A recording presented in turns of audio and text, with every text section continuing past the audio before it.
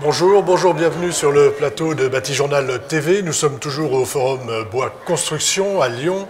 Et à côté de moi, j'ai monsieur Floris Marchais qui est ingénieur bois. Alors ingénieur bois chez ECSB. Études charpente et structure bois. Bonjour, membre d'IBC. Voilà, merci.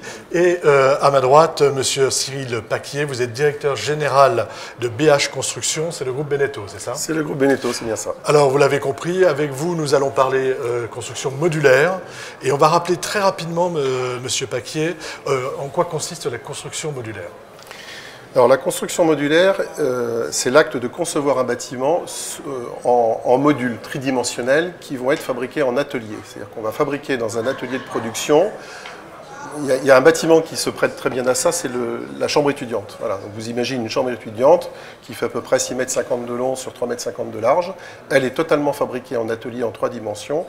Et à l'intérieur, on équipe l'ensemble du mobilier, du sanitaire, de la peinture, etc. etc. Et ensuite, on vient l'assembler, assembler en plug, c'est ça? Voilà, ensuite cette chambre, si on prend l'exemple d'une chambre étudiante, est mise sur un camion, transportée jusque sur le site d'installation, posée sur ses fondations, et puis empilées les unes sur les autres jusqu'à constituer un bâtiment complet. Monsieur Marchais, cette définition vous va? Me va très bien. En plus, on peut ajouter à ça que le fait d'utiliser du bois permet également d'apporter de la légèreté et de la facilité de préfabrication. Alors ça, c'était ma deuxième question, et donc je vais vous la poser. Pourquoi le bois est intéressant? Pourquoi le bois, la filière bois, s'intéresse beaucoup à la construction modulaire?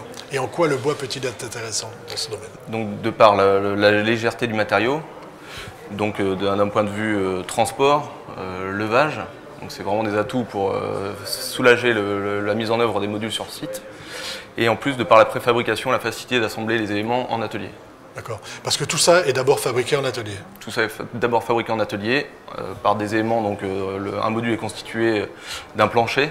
Donc on est 100% conforme aux réglementations en vigueur. C'était important pour assurer la maîtrise d'ouvrage, les bureaux de contrôle et les assureurs.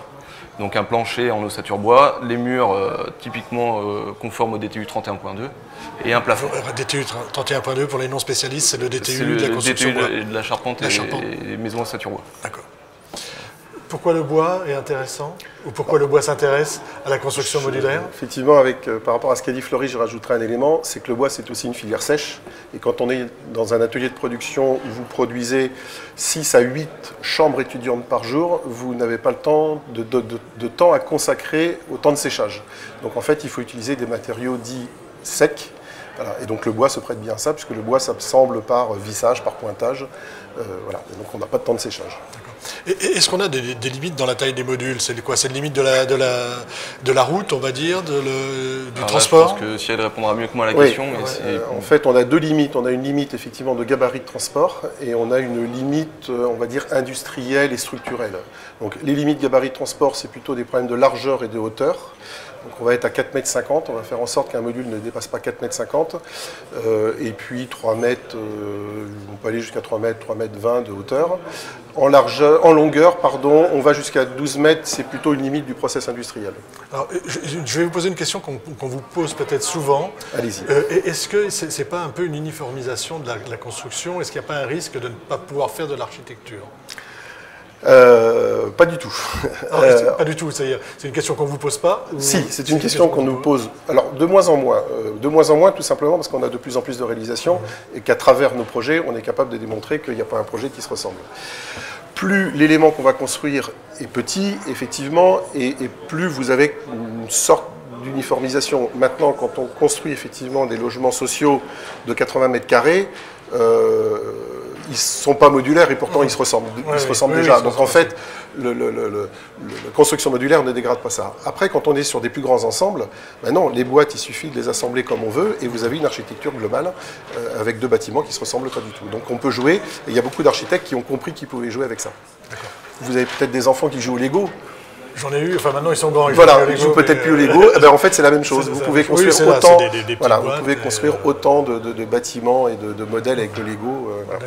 Ça, je dirais que c'est un peu le rôle d'ailleurs du bureau d'études de bois, c'est d'apporter de la flexibilité à la construction pour répondre aux exigences d'expression de l'architecte. D'accord. Alors justement, on va partir un peu sur les conditions de la réussite d'un projet, parce que c'est ça que vous venez présenter aujourd'hui au Forum Bois Construction. Les conditions de la réussite, c'est d'abord de la flexibilité? C'est de répondre à l'ensemble des contraintes de chaque acteur. Donc le maître d'ouvrage, les bureaux de contrôle, les assurances, pour qu'on soit vraiment conforme aux réglementations. Après, il y a toute l'équipe de maîtrise d'œuvre qui doit être bien intégrée dans le process et bien être conscient de l'ensemble des contraintes, notamment acoustiques, thermiques. Et le bureau d'études bois est souvent le dénominateur commun à l'ensemble des acteurs du projet. Donc en fait, le bureau d'études, lui, il est au centre, et autour du bureau d'études, on a les différents acteurs, et vous êtes un peu le centralisateur, le coordinateur de Exactement, tout ça. ouais. Que ce soit avec l'entreprise et avec les autres acteurs qui tournent autour, auxquels il faut qu'on sache faire la synthèse et les orienter sur des solutions techniques qui peuvent être envisageables, notamment acoustiques. On a rencontré souvent les problématiques sur les premiers dossiers avec BH parce qu'on n'avait pas de référentiel sur l'acoustique avec le bois. D'accord, donc concrètement, pour la réussite, la condition de la réussite, l'acoustique, ça se passe comment? Alors déjà, le fait qu'on soit en modulaire, on a toujours des doubles complexes, donc ça permet d'apporter énormément de performance au complexe et au niveau acoustique. Et pour moi, la réussite d'un projet, c'est vraiment tourner sur l'équipe. C'est-à-dire qu'il faut avoir un travail d'équipe pour anticiper toutes les problématiques qu'on règle habituellement sur le chantier. D'accord. Vous, de votre côté, en tant que constructeur? Alors, pardon, oui, pour la réussite d'un projet, oui, pour la réussite du projet, voilà, oui. je le mets en 3 temps. La première chose, c'est effectivement, dès le départ, dès qu'on commence à dessiner le premier coup de crayon, il faut que tout le monde soit autour de la table.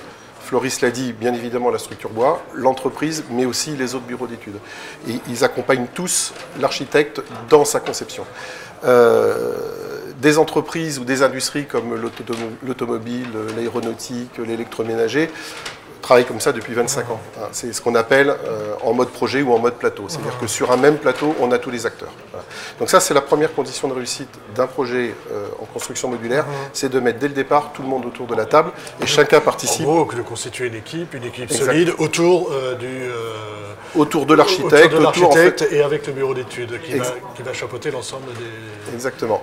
Ensuite, la deuxième condition, et on parle beaucoup du BIM actuellement, le BIM est effectivement, la maquette numérique est un moyen, c'est-à-dire qu'à partir du moment où on travaille ensemble sur un même projet, autant travailler sur la même maquette numérique. Voilà. Donc le BIM est une aide à ce travail en plateau. Vous travaillez déjà avec le BIM? Vous êtes déjà en BIM sur des projets? Oui, la société BH est en BIM depuis début mi-2015. Voilà. Aujourd'hui, 100% de nos projets sont faits en BIM, mais je dirais même plus, c'est que depuis que la société BH existe, d'ailleurs depuis 2010, on travaille en 3D. De toute façon, on n'a jamais connu la planche à dessin 2D.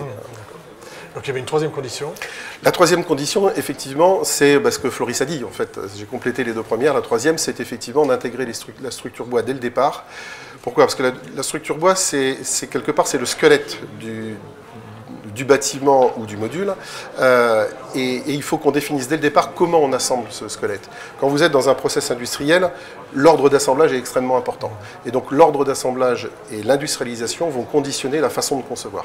Donc il y a un échange qui est extrêmement important entre le bureau d'études bois et l'industriel, de façon à trouver les bonnes façons pour pouvoir assembler. Autre élément important dans le monde du bâtiment, c'est la sécurité. Et si on prend par exemple une résidence étudiante sur laquelle effectivement on va empiler l'ensemble des modules, on demande au bureau d'études bois d'éviter tout assemblage par le dessus pour éviter d'avoir des salariés qui se promènent non sécurisés sur un toit. Donc on demande à ce que toutes les fixations et tous les renvois d'efforts se passent plutôt au niveau de la façade. Voilà. D'où l'importance d'avoir le bureau d'études dès le départ. D'accord.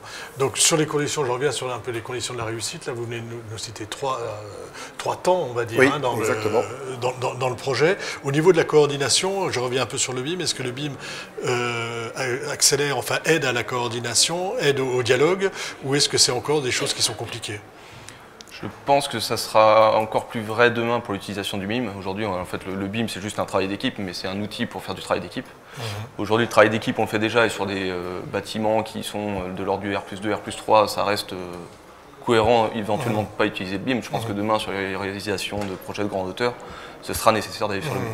D'accord, donc aujourd'hui, vous êtes plutôt sur des projets, même si vous intégrez le BIM, vous êtes encore en collaboratif et quelque chose d'assez simple, on va dire. Voilà, le BIM, il y a deux temps. Il y a l'outil, qui est le matériel informatique qui permet de supporter effectivement la conception, et puis il y a la façon de travailler. Voilà. La façon de travailler en collaboratif, on l'a dès le départ et on est obligé de l'avoir quand on est en industriel. Le BIM, en tant qu'outil, vient nous faciliter le travail. Voilà. Vous vous considérez davantage comme des industriels ou comme des constructeurs, comme des entreprises du bâtiment? Les deux. Inévitablement les deux. On ne peut pas être qu'industriel, c'est pas possible. On vit dans une culture bâtiment, on est obligé de s'insérer dans cette culture bâtiment. Maintenant, je dirais un constructeur modulaire, on pourrait le mettre comme le résultat de la réussite, c'est d'avoir réussi à concilier les deux cultures. La culture de l'industriel, qui est quelqu'un effectivement qui va être très cartésien, très organisé, et puis le monde du bâtiment qui a quand même une habitude de gestion de projet et de gestion de projet grande ampleur. Voilà. Il faut réussir à mixer les deux, sachant que les cultures sont quand même différentes. C'est ce qu'on a découvert, nous, quand on a démarré BH en 2010. Je dirais qu'on a mis 2 ans à comprendre comment fonctionnait effectivement la culture du bâtiment. Aujourd'hui, voilà, on a une vraie mixité de culture entre de l'industrie et du bâtiment. Je vais revenir un peu sur l'aspect, on va dire, réussite chantier, réussite projet. On parlait tout à l'heure de l'acoustique, donc, prise en compte dès le début, et puis la construction modulaire le permettait. Quelles sont les autres conditions, quels sont les autres points sur lesquels vous travaillez dans la réussite du projet, pour la réussite du projet? Enfin là, dans le contexte du modulaire, une vraie spécificité, c'est la prise en compte de l'industrialisation du produit en fait. C'est vraiment un produit et c'est plus une simple façon de Donc on en revient à ce que disait l'industrie. Ouais, mais dans le sens où nous, en tant que bureau d'études bois, notre objectif est d'optimiser systématiquement les structures. Et par rapport à un système industriel, c'est pas forcément valable systématiquement pour l'optimisation globale des coûts. C'est-à-dire qu'on ne va pas optimiser la moindre section de bois parce que ça ne sera pas nécessaire et ça risque plutôt de désorganiser l'organisation de la chaîne de production. Donc il y a des fois où on fait des propositions d'optimisation à l'entreprise qui du coup regardent d'un point de vue ratio temps, organisation et matière. On ne fait pas forcément toutes les optimisations nécessaires. D'accord. Alors je vais vous demander à chacun une petite conclusion sur cet aspect construction modulaire, réussite du projet. On va commencer par vous. Moi je conclurai surtout par travail collaboratif. C'est pour moi essentiel. On peut pas. Il est très compliqué quand on prend un projet. Imaginez un véhicule qui a été conçu dans un coin sans s'occuper de la façon dont vous allez l'assembler, dont les plans effectivement arrivent à l'usine et en disant maintenant débrouillez-vous pour le réaliser. C'est tout bonnement pas possible. Voilà. Donc je dirais c'est ça, c'est ce travail collaboratif dès le départ d'un projet.